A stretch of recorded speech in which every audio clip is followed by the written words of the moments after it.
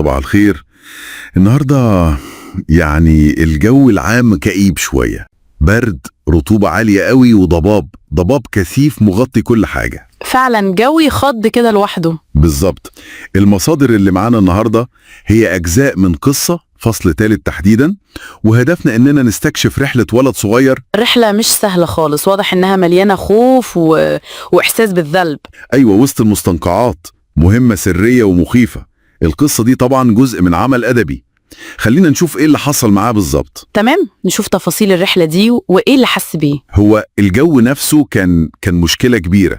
يعني الضباب ده بيخفي كل حاجة، والرطوبة لازقة في كل حتة، لزجة كده زي شبكة عنكبوت تقريبا. لدرجة إن الولد تخيل إن كل حاجة حواليه بتجري وراه، الأبواب، السدود، حتى البقر، وكأنهم بيتهموه بإيه؟ إنه سرق فطيرة لحمة. وصل بيه الحال إنه يكلم بقرة، يعني كأنه بيعترف لها ويقول لها ما قدرتش أمنع نفسي، مش عشاني أخدتها. ياه، ده الخوف والذنب وصلوه لمرحلة صعبة قوي. تماماً، مسيطرين عليه خالص. اللي لفت للنظر هنا قوي بصراحة هو إزاي الكاتب وظف البيئة دي، يعني كأنها بتعكس حالة الولد النفسية وبتكبرها كمان. إزاي يعني؟ يعني الضباب ده مش مجرد ضباب وخلاص، لا، ده بقى رمز للارتباك بتاعه، للخوف اللي جواه. فهمت. وإحساسه بالذنب ده بيخليه يشوف اتهامات في كل حتة، حتى في عيون الحيوانات زي ما بتقول. صح. والبرد والرطوبة دول كأنهم بيربطوه بالشخص اللي هو رايح يقابله، اللي رجله فيها حديد هو كمان، كأنهم في نفس المصير. يعني كأن الخوف اللي جواه هو اللي بيخليه يشوف الدنيا بالصورة دي المرعبة دي. بالظبط كده، العالم الخارجي بقى مراية للي جواه، لعالمه المضطرب ده. الولد كان بيحاول يوصل لمكان معين اسمه الباتري، ده زي موقع مدفعية قديم كده ومهجور طبعا. مكان موحش يعني جدا. وسط الضباب الكثيف ده تاه، وفجأة شاف زي خيال راجل قاعد. افتكر هو الشخص اللي بيدور عليه، صح؟ أيوة، قرب منه ولمسه، لكن المفاجأة بقى إن ده حد تاني خالص. يا خبر، حد تاني؟ طب مين ده؟ مش معروف مين. وهنا بقى الموقف بياخد حتة تانية خالص، يعني غير متوقعة أبدا. الراجل التاني ده ماله؟ كان لابس نفس الهدوم، رمادي خشنة كده، وفي رجله قيد حديد برضو زي الأولاني. لا، إزاي؟ بس وشه مختلف ولابس قبعة. ظهوره المفاجئ ده بيعلي التوتر قوي والغموض. هل في هارب تاني؟ ده معناه إن الموقف أخطر بكتير مما كان الولد متخيل. طبعا. طيب، بعد الصدمة دي الولد في الآخر لقى الراجل اللي هو بيدور عليه فعلا. وصل له أخيرا. أيوة، بس حالته كانت صعبة قوي، بردان جدا وبيرتعش وميت من الجوع. طبيعي بعد كل ده. طريقة أكله بقى الكاتب بيوصفها كأنها طريقة حيوان جائع وخايف، بياكل بسرعة رهيبة، بينهش الأكل يعني؟ بالظبط، وبيبلع الأكل وعينيه بتلف في كل حتة حواليه، كأنه خايف حد يهجم عليه ياخد الأكل منه. الولد اداله الأكل واداله المبرد الحديد. لو بصينا للصورة الأكبر بقى، التصرفات دي كلها بتلخص حالة الراجل ده، اليأس، الخوف، الحالة الجسدية المتردية بتاعته. فعلا. طريقة الأكل دي مش مجرد جوع وخلاص، دي غريزة بقاء، غريزة واحد مضطرد وخايف طول الوقت. صح. ورغم القسوة والخشونة دي كلها بنشوف حتة إنسانية صغيرة كده. اللحظة اللي الولد قال له إنه مبسوط إنه بياكل. أيوة، لما قالوا إنه سعيد، إنه مستمتع بالأكل، والراجل رد عليه وقاله شكرا يا ابني، أنا فعلا مستمتع. لحظة غريبة وسط كل ده. غريبة قوي فعلا. إزاي لحظة زي دي تطلع من واحد بالوضع ده، يعني وسط كل الخوف والجوع ده كله؟ بس الموضوع ما اتطورش كويس بعد كده. إيه اللي حصل؟ الولد يعني ببراءة الأطفال قال للراجل إنه خايف ما يكونش ساب أكل كفاية للشاب التاني. أني شاب تاني؟ اللي هو شافه نايم قريب، اللي هو طلع مش الشخص اللي بيدور عليه. هنا بقى رد الفعل أكيد كان مختلف تماما. جدا. الراجل اتنفض كده وسأل بحدة وصوت عالي، مين ده شاب تاني؟ شفته فين وإمتى؟ فهموا طبعا إن في هارب تاني قريب. بالظبط. الولد شرح له إنه شافه قريب، وإنه لابس زيه وفي رجله حديد هو كمان ومحتاج مبرد، والمفروض إنه عدو بقى أو بينهم طار له طريق الراجل التاني ده عشان يلحقه، عشان يطارده زي كلب الصيد، ده تعبيره هو. والغريب إنه قبلها بثواني كان بيقول إنه من الجوع والبرد بيتهياله أصوات طلقات نارية وجنود، ودلوقتي عارف إن في تهديد حقيقي مش تهيؤات. بالظبط. الخوف الوهمي بقى خطر حقيقي. ورد فعله كان عنير جدا ومفاجئ بالنسبة للولد أكيد. المشهد بينتهي والراجل بيرتمي على الأرض وبيشتغل بالمبرد بجنون على الحديد اللي في رجله.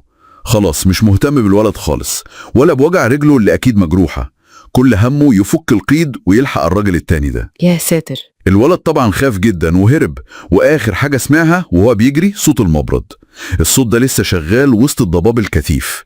مشهد بيقفل الفصل برعب بس بيفتح أسئلة كتيرة قوي. فعلا نهاية قوية جدا.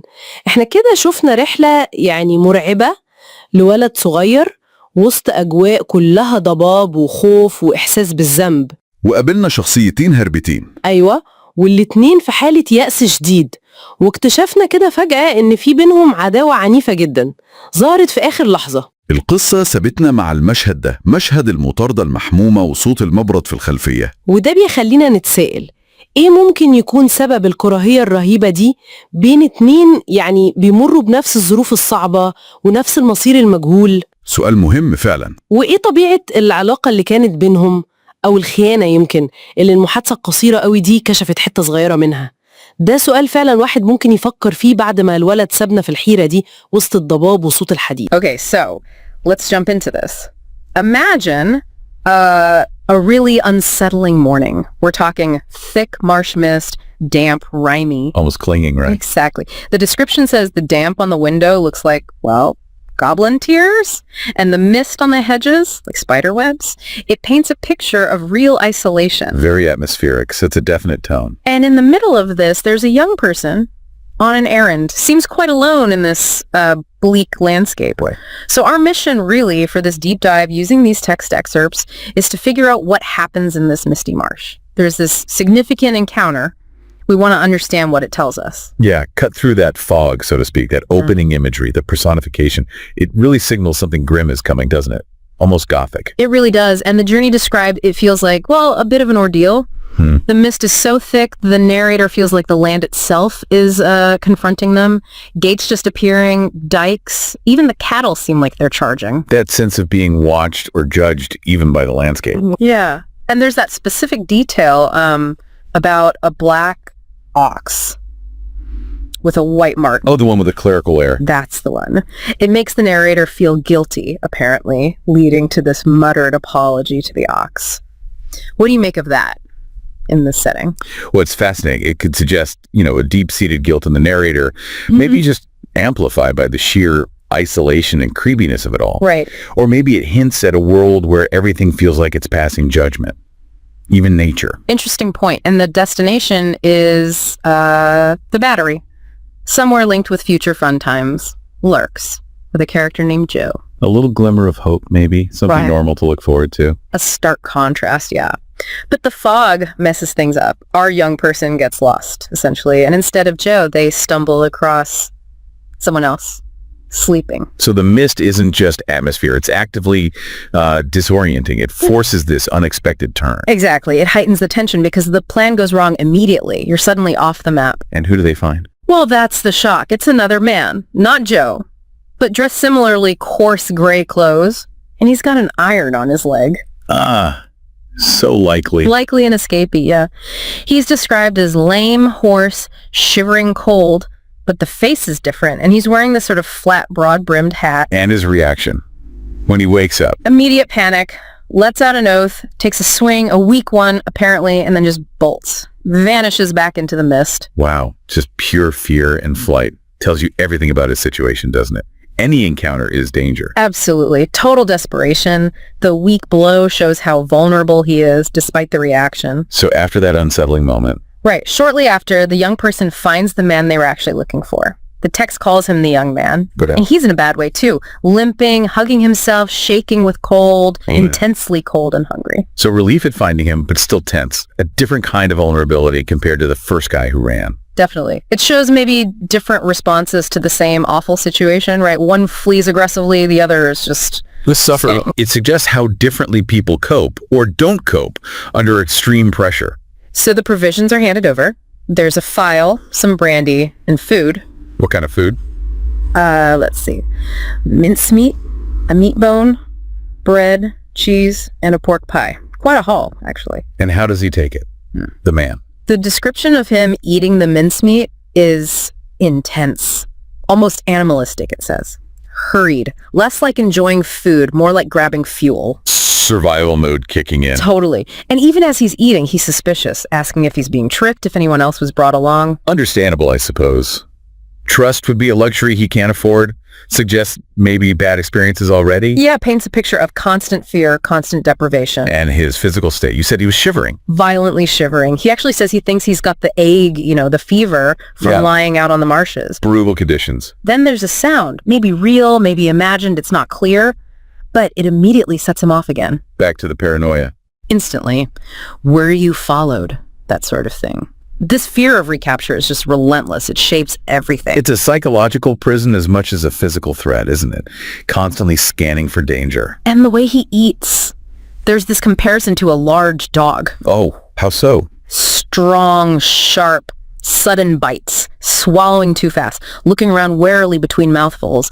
It's a really stark image. Dehumanizing almost. Really drives home how desperate his situation is. Strips away any kind of dignity. It does. It makes you feel pity, but also just understand the raw reality. Okay, so he's eating, he's suspicious. Yeah. What happens next? Well, the young person, quite timidly, asks if they should maybe leave some food for him. Meaning the other guy. The one who ran off. Exactly. And the reaction from the first man, the one eating, is immediate surprise. And not pleasant surprise. Leave any for him. Who's him?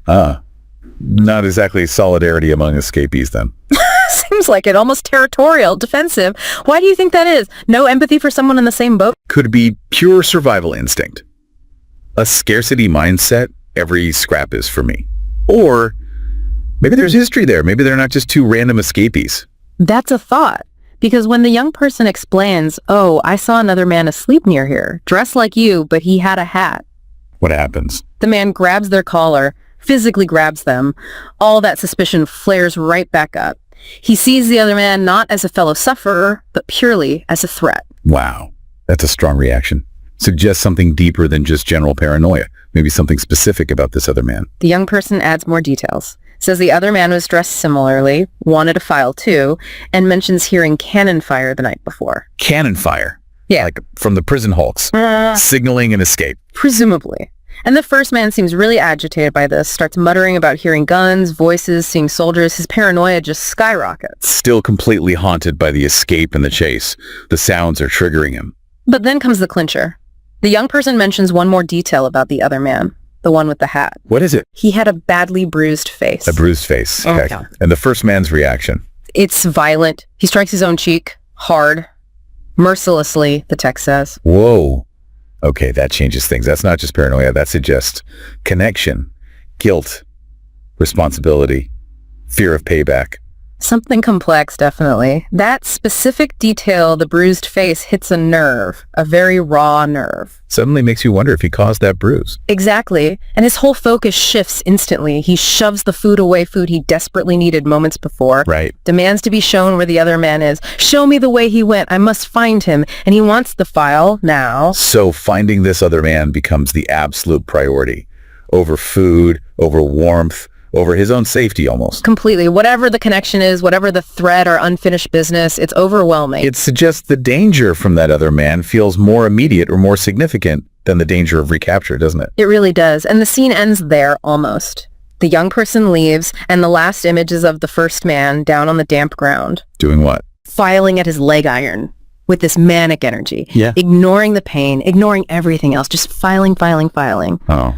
The lasting impressions are just that sound, the grating of the file and the image of him bent over his leg, alone in the mist. A powerful closing image, that sound. It's the sound of desperation, isn't it? Yeah. Trying to break free. From the iron, yeah. But maybe more, like you said, maybe from the past, from whatever connects him to that other man. The mist is still there. Everything's unresolved. Leaves you hanging. So, wrapping up this deep dive, emerging from that mist, what really sticks with you is the sheer atmosphere of fear. The desperation. Absolutely. And the really stark picture of survival, how brutal it is. And then the twist, the second escapee showing up, Yeah. and the first man's incredibly intense reaction to him, especially that detail about the bruised face. Yeah, that reaction is key. Leaves you asking so many questions. What is the relationship between these two? Is it fear, guilt, something else? And what does it all say about people pushed to the absolute edge? about trust or the lack of it, even between those facing the same enemy. It makes you think about the isolation, even when you're not technically alone. And that final sound, that filing, it's maybe the thing that lingers most. That tiny sound of struggle against everything. The law, the environment, maybe even his own past actions. A single person trying to scratch out some freedom against overwhelming odds. It's a sound that stays with you long after you've, left the marshes behind.